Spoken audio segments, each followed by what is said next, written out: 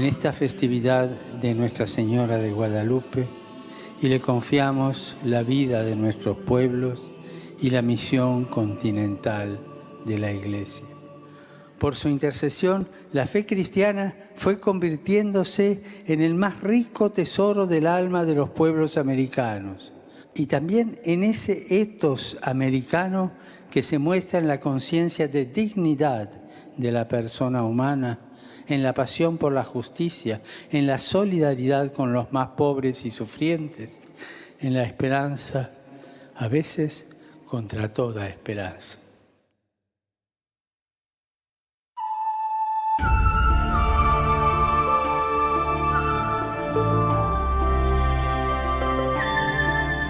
Nearly 5 centuries have passed, yet this event endures in the hearts of millions, transcending divisions and uniting cultures with its timeless message. Its legacy, an ancient fabric miraculously intact, an image that defies scientific explanation, an intricate set of symbols that would bridge 2 worlds and countless cultures, and the transformation of a continent. This is the story of Our Lady of Guadalupe.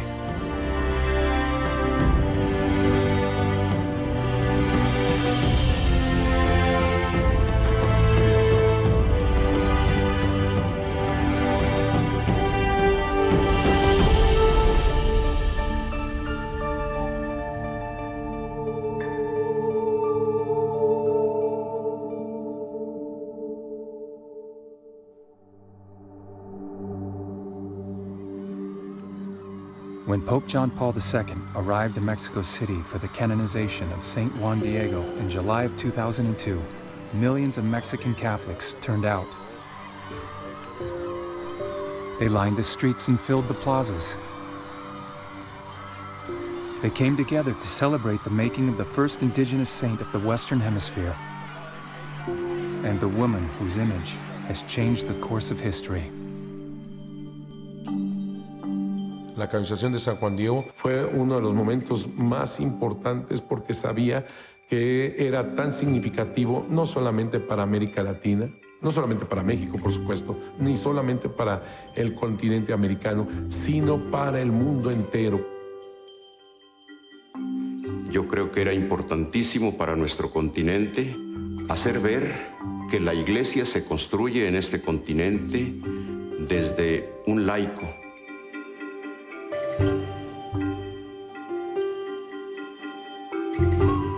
San Juan Diego para todos los mexicanos es un modelo a seguir. Él es uno de nosotros, él es un mexicano más, un verdadero hombre, un hombre de carácter, un hombre humilde, un hombre de fe, un hombre de oración, un hombre que, vamos, siempre estuvo dispuesto a morir a sí mismo para que Cristo reinara en su corazón.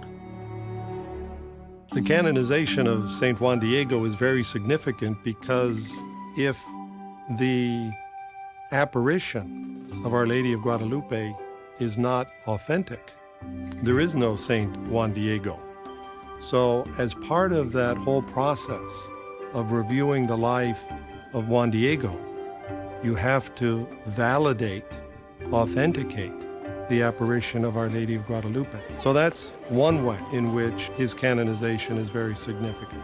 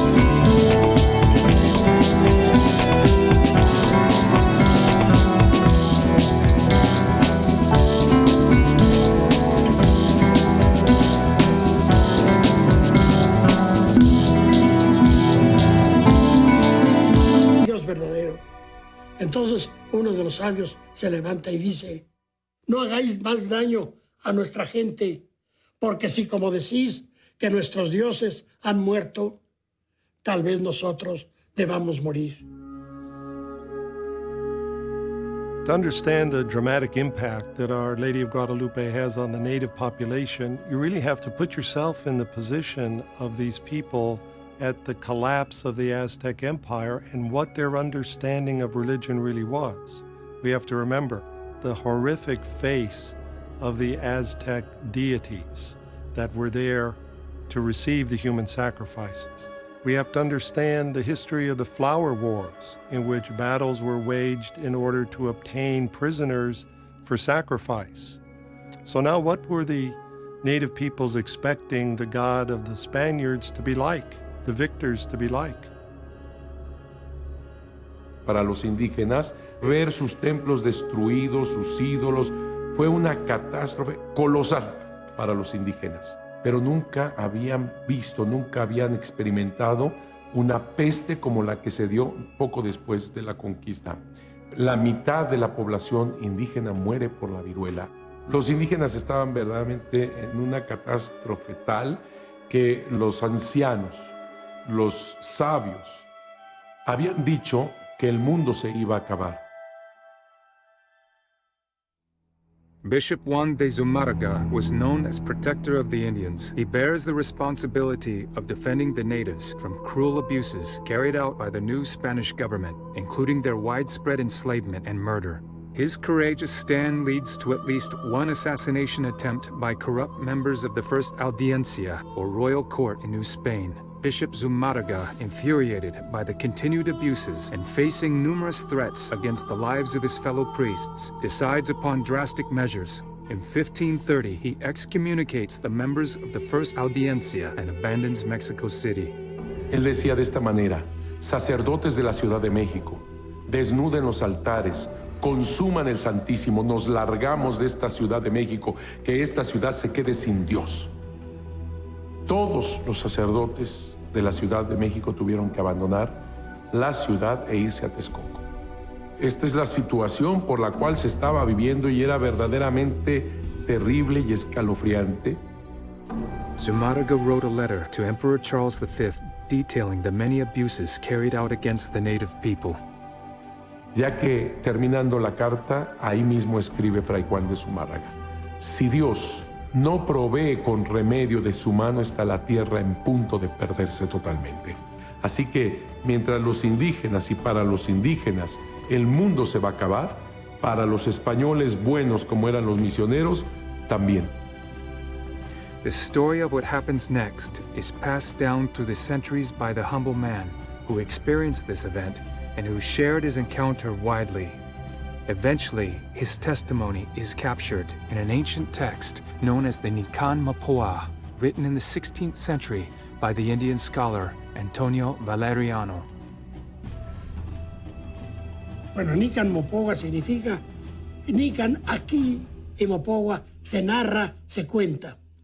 Es una frase muy frecuente en textos antiguos. Puedo decir, después de 60 años de estudiar la lengua náhuatl, que está en un náhuatl clásico. El que escribió eso conocía muy bien la lengua. Y más aún, puedo decir que es una obra poética muy bella.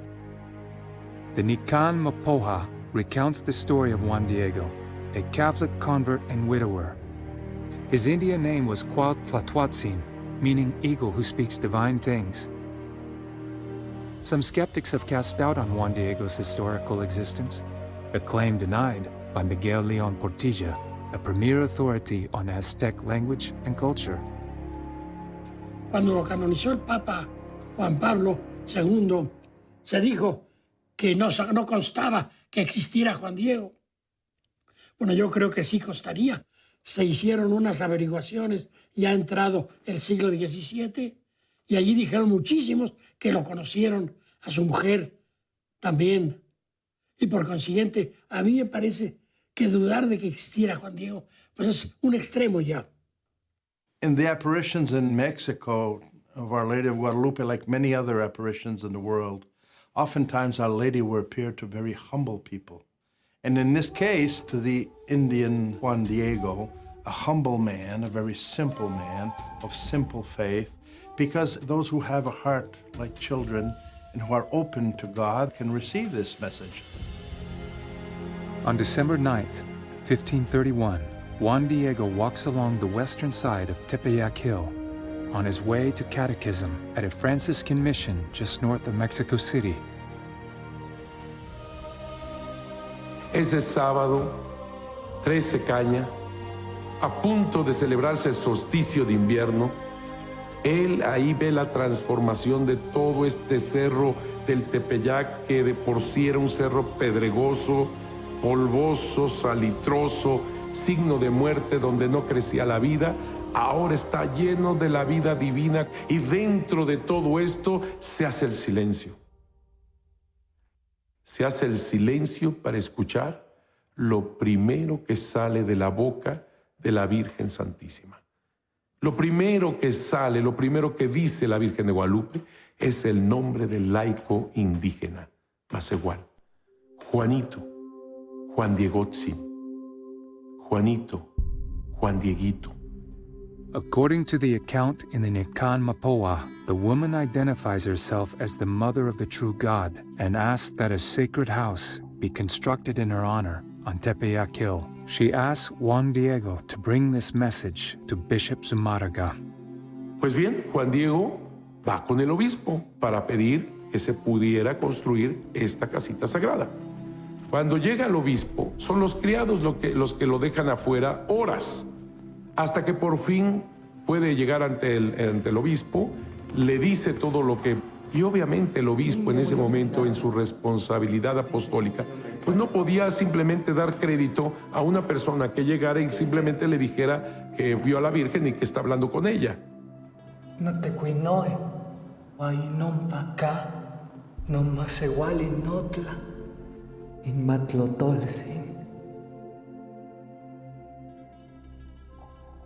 Juan Diego returns to Tepeyac Hill empty-handed. The woman asks him to return to Bishop Zumárraga with the same message. He obeys, and this time the bishop asks for a sign. Juan Diego está allá con la Virgen, le dice que lo recibió el obispo y que necesita una señal. La Virgen le dice, ven mañana lunes y yo te doy la señal. On Monday, Juan Diego fails to show up. His uncle Bernardino is gravely ill, facing death. He asks Juan Diego to find a priest to administer last rites. On December 12, 1531, Juan Diego sets out towards Tlatelolco to find a priest for his uncle. El 12 de diciembre, Juan Diego capta que hace muchísimo frío, helaba, toma una tilma que se anuda al cuello y se envuelve el cuerpo con ello. Por eso es larga, porque tiene que envolverse con la tilma. In a hurry, Juan Diego tries to avoid meeting the Virgin. He goes around Tepeyac Hill, but the woman comes down from the top of the hill and cuts him off. Juan Diego explains why he's in a hurry, but the woman tells him to have no more fear, that she holds him in the fold of her mantle and in the cradle of her arms, and she assures him that his uncle is well. La Virgen de Guadalupe, cuando le está diciendo a Juan Diego que su tío ya sanó, en ese mismo momento ella se aparece en Tulpetlac, en la casa de Juan Diego, donde se encuentra postrado por la enfermedad Juan Bernardino. Es ahí donde ella entrega su nombre completo. A Juan Bernardino le dice, yo soy la perfecta siempre Virgen, Santa María de Guadalupe.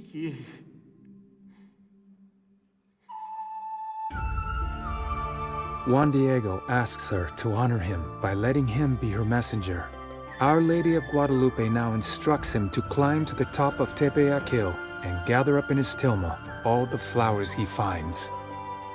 Upon reaching the summit, Juan Diego is amazed to find extraordinary flowers in full bloom.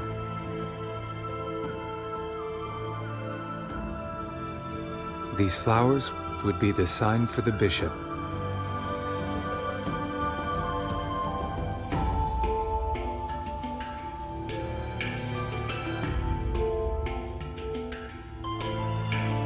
llega a la casa de Fray Juan de Zumarga, pasa Juan Diego, le explica todo lo que aconteció, todo lo que sucedió y le da las rosas, las flores. Hazme el favor de recibirlas, le dice Juan Diego. Y en ese momento, delante del obispo, se plasma la imagen de la Virgen de Guadalupe en la tilma de Juan Diego.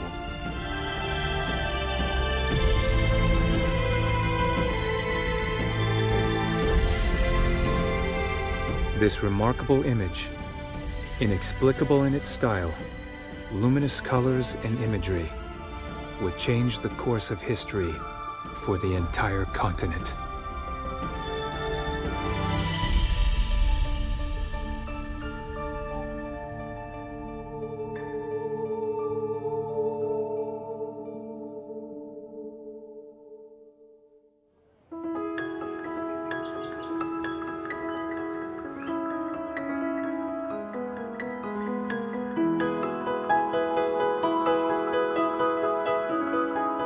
Today, that sacred house asked for by the Virgin is now the Basilica of Our Lady of Guadalupe, the most visited Catholic shrine in the world.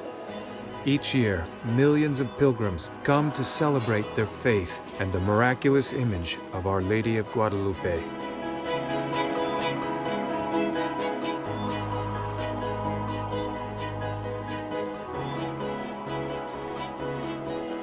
Creo que la gente encuentra una gran satisfacción porque encuentra a Santa María de Guadalupe no una imagen que se pintó, no con una imagen que se describió, sino ella misma quiso quedarse en esa imagen.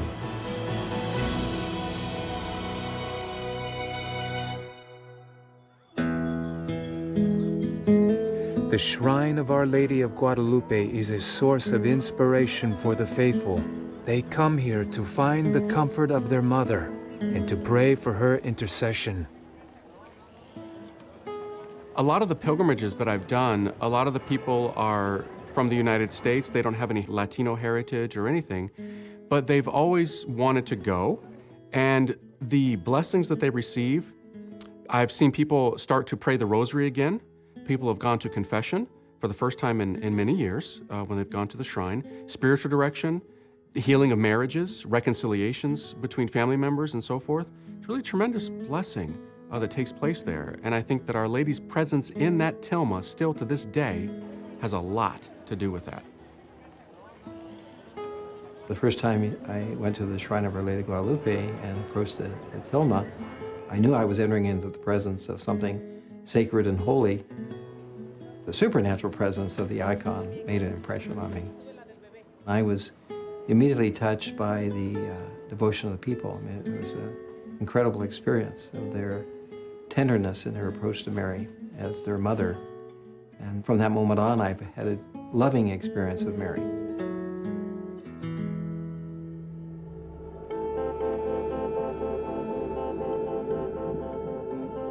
The image of Our Lady of Guadalupe holds many unsolved mysteries. The first mystery is its very existence. A 1946 study by the National Autonomous University of Mexico confirmed that the tilma is made of ixtli, or azote agave fibers, from the cactus plant. Y esto es muy higroscópico. Es un material que es muy fácil de atacar y que absorbe muchísimo la humedad. En los que manejan las fibras de agave saben que no es un material durable. Ya en el siglo XVI estaban sorprendidos.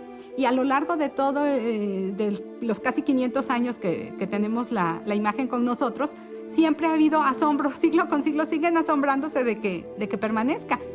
Así pues, es realmente inexplicable que una tela hecha de fibras de agave dure tanto tiempo, en primer lugar por el ataque de los insectos. Y por otro lado, porque el ambiente en la Basílica de Guadalupe es un ambiente sumamente húmedo y salitroso. You know, I think it's very important to examine miracles in a scientific way and to look for an explanation in the natural world, which everybody tends to do and wants to do. And then we discover rather miraculous things that can be answered from ordinary experience. In the 18th century, a scientist named Dr. Bartolacci commissioned the creation of two works similar to the Guadalupe image.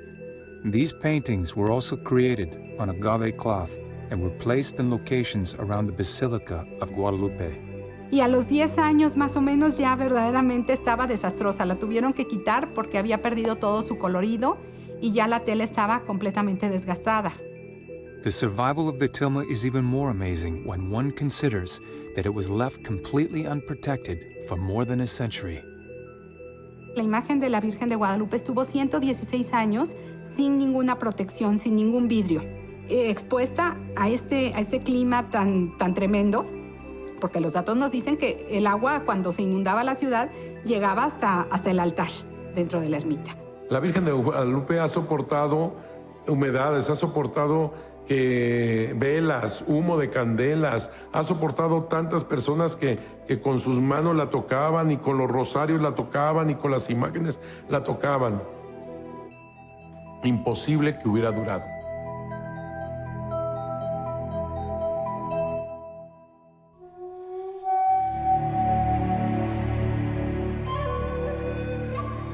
Many aspects of the image defy logic and science. The tilma has a seam running down its center, rendering the cloth a poor canvas choice. But researchers are astonished to discover that the very flaws of the tilma's fabric reveal the genius of the image. Lo maravilloso de la imagen de la Virgen de Guadalupe es que cada, podríamos llamar defecto de la fibra del tejido, queda en el lugar apropiado. En el labio de la Virgen hay un nudito que es lo que le da volumen. En la nariz ves las fibras y esas mismas fibras ayudan a que tenga este volumen, lo cual calcularlo está imposible. The tilma also lacks any preparation or imprimatura, a necessary step when painting on fabric. Sí necesitas ese apresto, esa base de preparación para que los colores, donde tú los pongas con el pincel, ahí se queden. Y cuando vemos la imagen, vemos verdaderamente la tela que se ve a través de los hilos. Porque si tú a una tela le echas el pigmento, del tipo de pigmento que tú le quieras poner, ¿qué es lo que pasa? Que como no tiene esa base de preparación, se te va a escurrir. The lack of preparation is made clear by a startling realization. The same image appears on both front and back of Juan Diego's tilma. Que la misma imagen que vemos en la parte delantera está en la parte de atrás, como que la imagen se hubiera pasado atrás o se hubiera impreso de alguna forma en los dos lados de forma simultánea. Y por la parte de atrás hay unos detalles que sorprenden porque, por ejemplo, la Virgen tiene un medallón en el cuello. Considero que cualquier artista hubiera pintado el cuello y sobre el cuello habría pintado el medallón. Pero el medallón también se ve en la parte de atrás.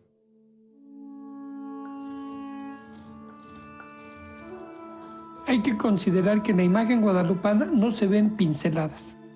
Cuando se ve la imagen con grandes ampliaciones se ve el color como si estuviera directamente impregnado en las fibras, no se ven huellas de pincel. De modo que todo esto pareciera indicar como que todo el color, toda la imagen se hizo de una sola vez y por los dos lados. Si vas a la basílica y ves la imagen de la Virgen, ves esos colores, cómo llegan, los colores vibrantes. Una pintura, ¿qué le haces? Le pones un barniz de protección a tu pintura para proteger los colores. Pero lo asombroso es que la imagen de la Virgen no tiene barniz de protección, no tiene base de preparación. In 1795, an accident nearly destroys the tilma. A worker cleaning the glass encasement clumsily spills nitric acid on the image. Se hubiera esperado que la tela se hubiera desbaratado por el contacto con el ácido. Sin embargo, es curioso, por decirlo menos, que no le pasó nada. Quien quiera que vea la imagen guadalupana puede ver que del lado derecho está el escurrimiento del ácido e incluso se ve que pasó por zonas donde hay color y ni siquiera el color se llevó.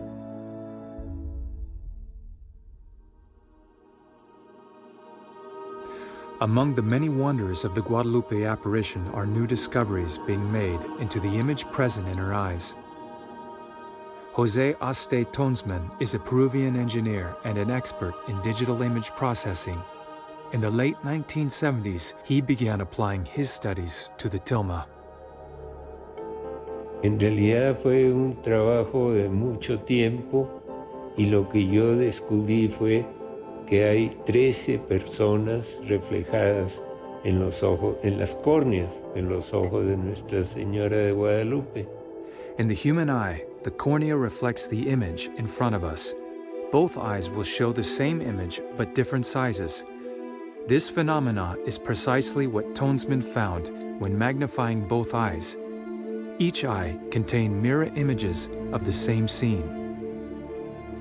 Utilizando estadísticas, podemos comprobar de que las imágenes que están en ambos ojos, que están en las mismas personas, aunque de distintos tamaños, pero sí en las mismas posiciones, y tomando puntos, podemos comprobar de que hay una correlación altísima entre las figuras en los dos ojos.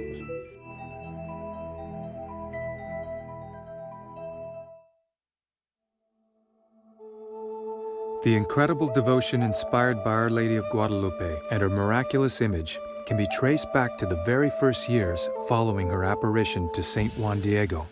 Despite ongoing tension with the Spanish colonial government, the apparition triggers one of the greatest conversions to the Catholic faith in history.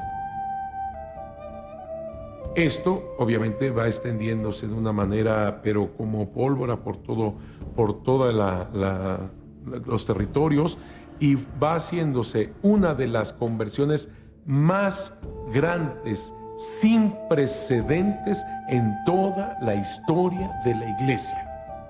En 7 años se logran 9 millones de conversiones. Eran días en los cuales los misioneros tenían que bautizar 14,000 personas en un solo día. This marks a difference in the type of evangelization between the New World and the Old World. What had been the typical model was one baptized the prince or the king or the queen, and the followers followed his decision as to the religion of the kingdom.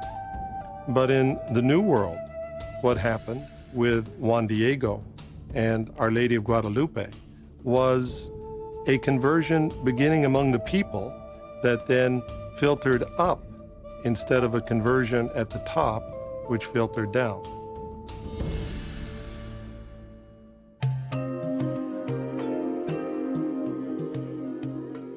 The native people are drawn by Juan Diego's powerful encounter with Our Lady of Guadalupe, but they are also amazed by an image that reveals the Christian faith through symbols they could understand. In Aztec society, codices or pictorial manuscripts were an essential means of communication. Toda la imagen de la Virgen de Guadalupe, toda, es un códice. Ellos saben interpretar y leer perfectamente todos los conceptos que ella transmite a través de su imagen.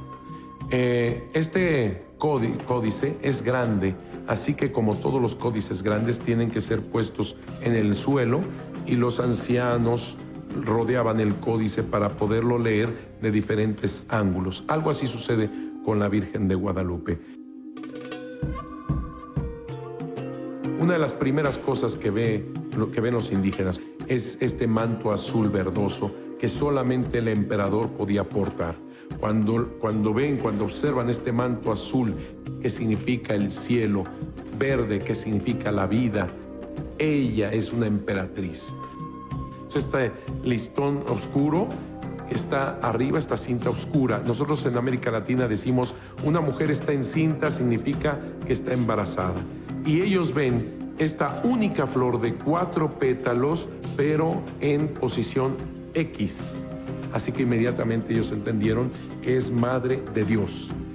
Solamente las doncellas, las vírgenes, tenían el pelo hacia abajo, sin ningún tipo de trenzado. todo hacia abajo, bien peinado, eso significaba virginidad. Y si vemos cómo está esta mujer de pie, un pie está bien puesta en la luna y la otra está flexionada a manera de paso de danza. Así que ellos perfectamente entienden que ella está danzando. Y los indígenas al danzar significa orar. The image also contained symbolism that would transform the worldview of the indigenous people. Their new understanding of God and of love would help eliminate the long-standing practice of human sacrifice. El sacrificio para los aztecas era un acto también central de la religión. Y yo creo que si entendemos, ellos creen que el mundo, el universo, está en peligro de acabarse. Y entonces es necesario fortalecer al sol. Piensa que el sol es la divinidad misma. Y para fortalecerlo, pues hay que ofrecerle lo que es vital en el ser humano, la sangre. Like European iconography, Our Lady of Guadalupe is standing on the moon. But for the indigenous mind, the moon represented the home of the omnipotent God. Estos rayos del sol a las espaldas la Virgen de Guadalupe. Ahora entendemos por qué la luna negra. Ahora la entendemos. ¿Por qué? Porque toda ella es un eclipse. Ella está eclipsando, está superando al sol. Si recordamos que para los indígenas el templo mayor de Tenochtitlan, donde sacrificaban tantos corazones y sangre, era precisamente para alimentar a los dioses y a todo este universo, principalmente el sol. La Virgen de Guadalupe está pisando la luna negra, es decir, está llegando al hogar del Dios omnipotente. Y ahora entiendo la gran conversión de los indígenas, porque ella, hagan de cuenta, lo que está diciendo es esto: no es tu corazón, no es tu sangre lo que alimenta a esos dioses, no, es el verdaderísimo y único Dios y Señor. Es su cuerpo, es su sangre, es su ser, es su corazón lo que te alimenta. Eso se llama Eucaristía.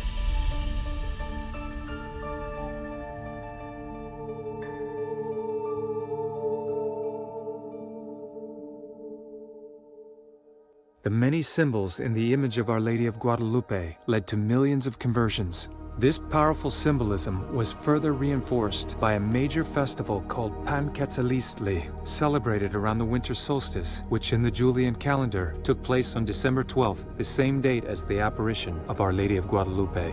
12 de diciembre, exactamente el día del solsticio de invierno.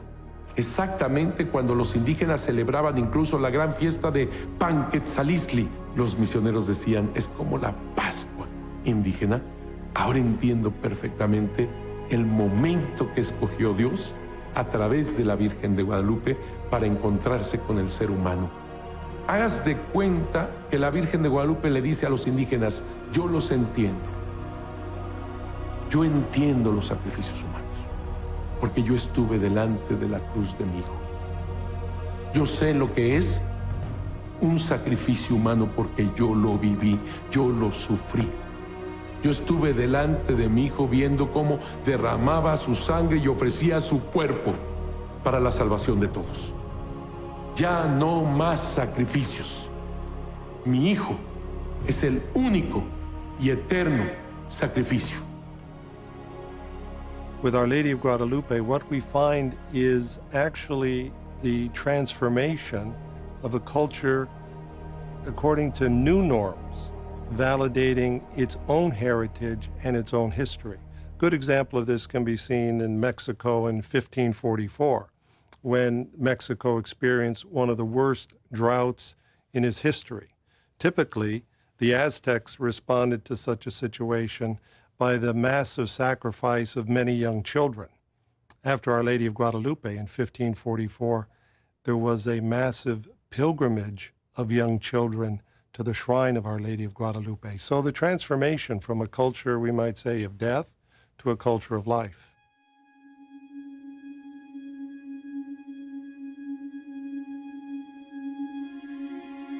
Our Lady of Guadalupe is often called La Morenita, a reference to her darkened complexion that makes her the perfect symbol of a mixed people. Así que al hablarle a la Virgen Santísima como la Morenita, significa evidentemente que vemos en su color de piel este mestizaje.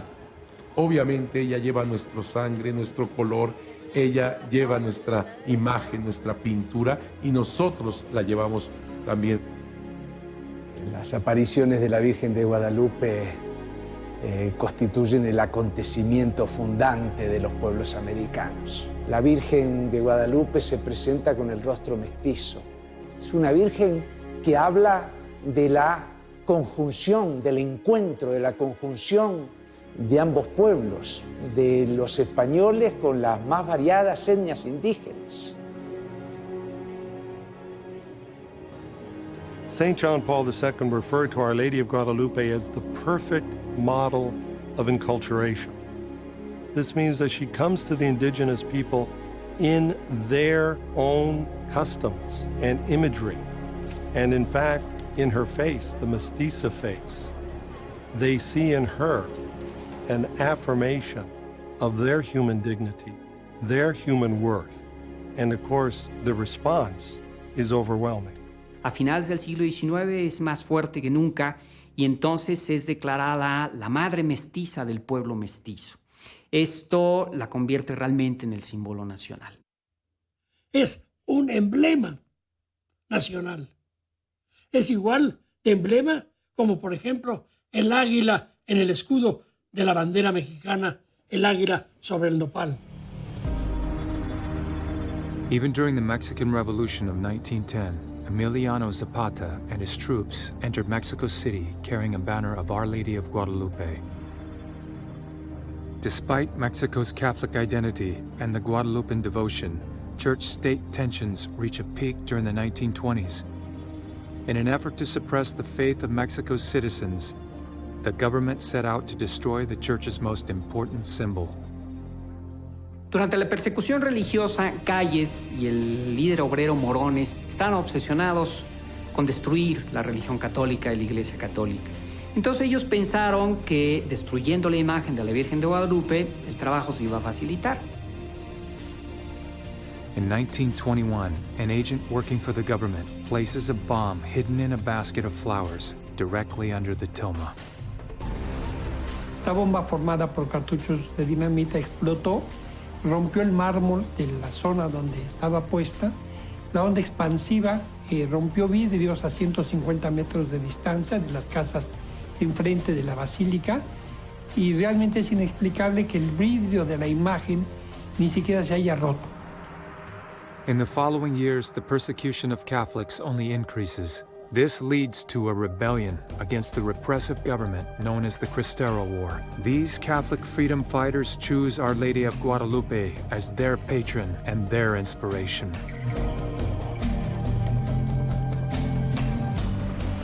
Calles querían acabar con la religión católica y nosotros era lo que peleábamos, la religión católica. Era lo que peleábamos. Cuando agarraba uno el gobierno, ¿y ustedes por qué pelean? Por Cristo Rey. ¡Viva Cristo Rey! Santa María de Guadalupe, era lo que les decíamos. Many victims of the Cristero War flee to the United States. This mass immigration serves to increase the already budding devotion to Our Lady of Guadalupe outside Mexico's borders. The Cristero imprint on Mexicans coming to the United States was rather large because a lot of the people who were exiled from Mexico during the Cristero period came to Los Angeles, and they wore it on their shirt sleeves, and that was, you were a Mexican, you were a Guadalupano. And so the devotion has been very strong. It's spread now throughout the United States. In 1941, delegates from the 20 American republics came to the Shrine of Our Lady of Guadalupe in Mexico City to pray for peace amidst the horrors of the Second World War. Archbishop John Cantwell of Los Angeles led a delegation from the United States. The Mexican Church was so grateful for Archbishop Cantwell's presence and support that they gifted the Los Angeles Archdiocese with a relic of St. Juan Diego's miraculous tilma. To this day, it remains the only such relic in the United States. In recent years, under the auspices of the Knights of Columbus, the relic has passed through numerous American cities and been venerated at large Guadalupan celebrations in both Phoenix and Los Angeles.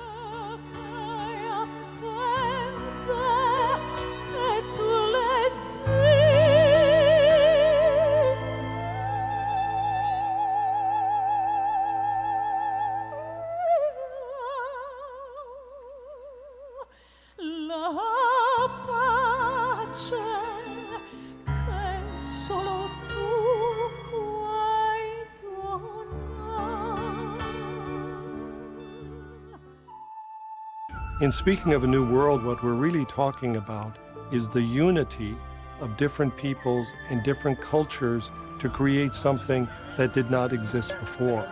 In the United States, for example, a country is a great melting pot of many immigrant groups, of many ethnicities, of many religious traditions coming together to forge a new society. This is primarily the message of Our Lady of Guadalupe, that regardless of differences, there is a basic unity of human dignity and a respect for different cultures. And if we maintain that, we can actually create something new.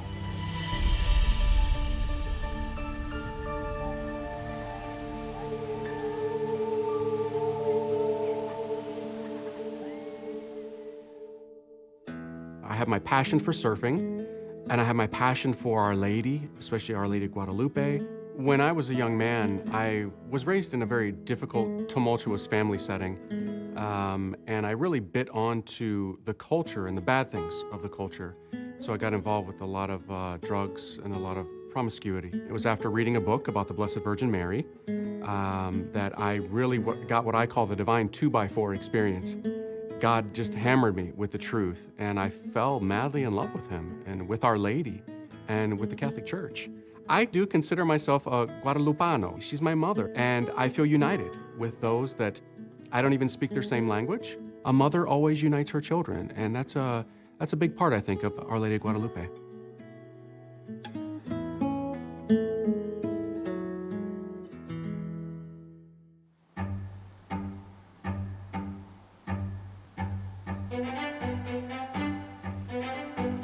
The spread of devotion to Our Lady of Guadalupe across the American continent is captured in this beautiful and idyllic shrine dedicated in her name. La Crosse, Wisconsin is a far cry from bustling Mexico City, but it is here that a new generation of Guadalupanos is being formed. Thank you very much. Thank you. After the Synod on America, the Church in America, in which St. John Paul II underlined so powerfully the importance of Our Lady of Guadalupe for the living of the faith in the whole continent, North America, Central America, South America, then I understood that it should be a shrine to Our Lady under her title, Our Lady of Guadalupe. We have people coming from everywhere. I've had people as far away as China. The ones that are always the most interesting are the ones who simply see the roadside sign and just come in.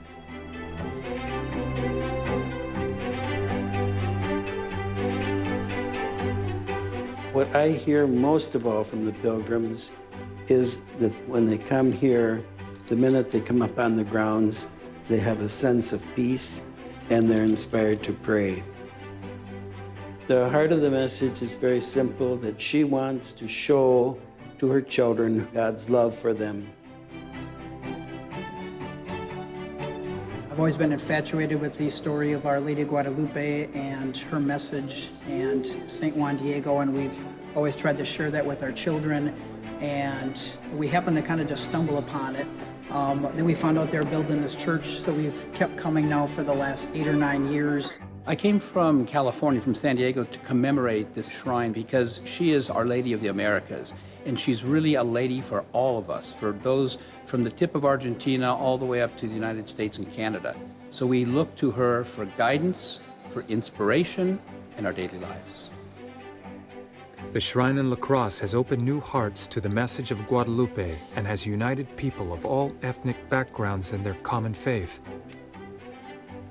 I can speak to Our Lady of Guadalupe's effect in the local community and with the people who come here. It's a community of believers. And I think that the propagation of devotion to Our Lady of Guadalupe beyond the Hispanic community will simply bring more understanding that we're all in this together. The whole thing initially was funded by well-meaning Anglos, non-Hispanics, who simply caught the message of what the Pope was saying and what the Bishop, now Cardinal Burke, was saying and went with it. You have to see it to even believe this could happen.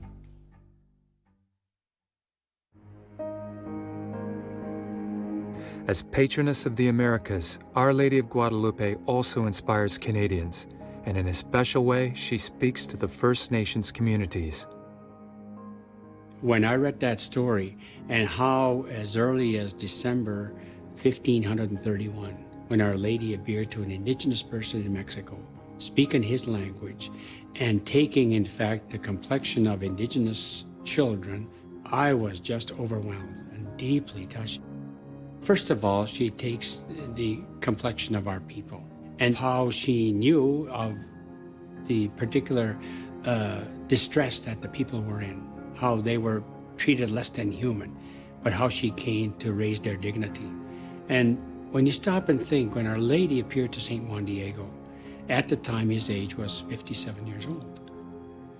And so she appears to elders, which elevates then the significance of elders in all our cultures as indigenous peoples.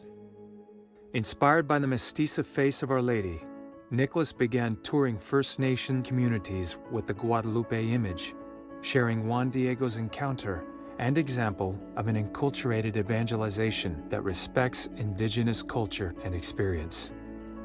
When I first saw the missionary image of Our Lady Guadalupe, which is Canadian, I fell in love with her immediately, but I was overcome by the fact that this was the face of Our Lady, of the Mother of Jesus, and the only place in the world where she has left behind her face was in Mexico. Each summer, I bring the missionary image of Our Lady Guadalupe to this area of New Brunswick and go around to not only First Nation communities, but non-Native communities as well, to actually share the story. And so when you hear words of people who are walking wounded, and then later on you see them rejoice, they say, "Thank you very much for bringing the story of Our Lady Guadalupe to us." And there are many, many stories over this past 8 years that I've taken the image around, where she has brought great comfort to people.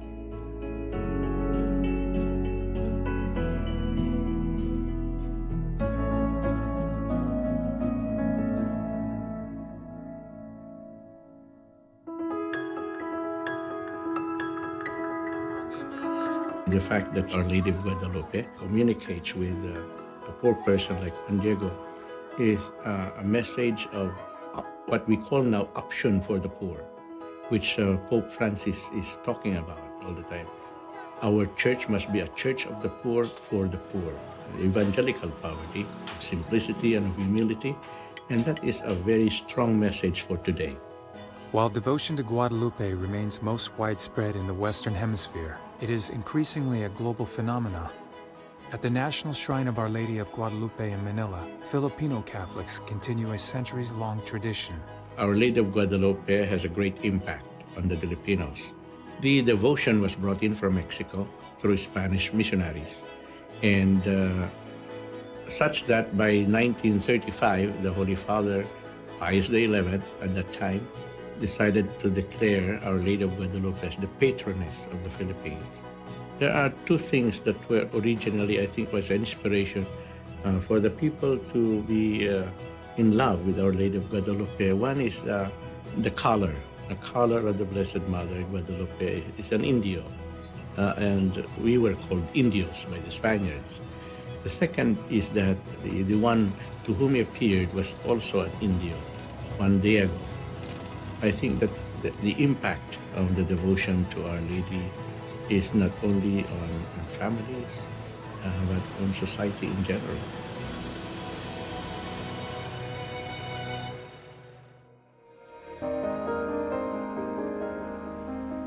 Hay algo casi como simbólico hoy, que la iglesia, la parroquia más al norte de Alaska está dedicada a Nuestra Señora de Guadalupe. También providencialmente, pocos años de ser elegido papa, el cardenal Bergoglio creaba una nueva parroquia en Buenos Aires consagrada y dedicada a San Juan Diego.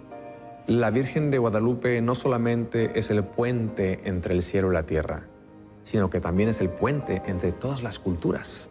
Así es que gracias a su amor, ella nos une.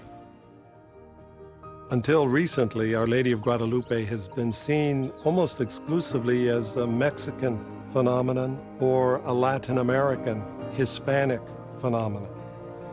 But we need to open our horizon a bit. We have to understand that she is the patroness of the Philippines. And so she reaches the hearts of millions of Asians. We have to remember that at the time of the appearance of Our Lady of Guadalupe, New Spain existed throughout the western part of the United States. And so she is an apparition for the United States as well as for Mexico.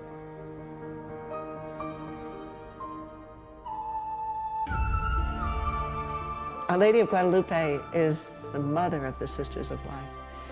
We process to her every night at the end of our night prayer throughout our convent, singing the Salve Regina, acknowledging her as our mother. Unlike her other apparitions, there's nothing like the Guadalupe apparition, because when she came here, she came simply as a mother. She didn't exhort the people to prayer, to conversion, to fasting. That wasn't her message to these people. Her message was a message of love. She came with the assurances of love that I am here. I am your mother. In my confessional in Philadelphia, I hear confessions every Sunday night. And right outside my confessional is a beautiful mosaic of Our Lady of Guadalupe. I can see through the door the number of people who stop at the shrine of Our Lady of Guadalupe and pray as they prepare for confession. And I think that's kind of symbolic of the role of Our Lady of Guadalupe leading us further into our Christian life, day by day, asking us for constant transformation, change, and conversion. Our Lady of Guadalupe has been referred to as the mother of the civilization of love. And so what is the motherly message of Our Lady of Guadalupe? It is one of concern, of compassion, of love for all members of society, even the poorest, even the outcast. And so if the person is created out of love, for love, only a civilization of love is worthy of human dignity. And this is fundamentally the message of Our Lady of Guadalupe.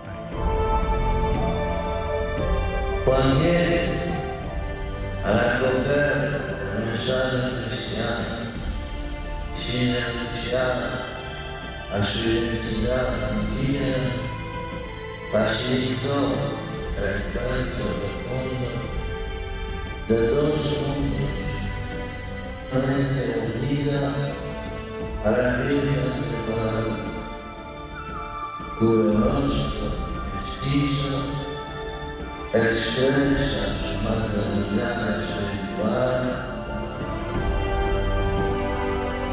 For almost 5 centuries, Our Lady of Guadalupe has united bitter enemies, endured as a symbol of hope, and defied scientific explanation, becoming the patroness of the Americas. Today, her presence is as real as it was in 1531, when Juan Diego first walked up Tepeyac Hill and encountered the woman millions would come to call our mother.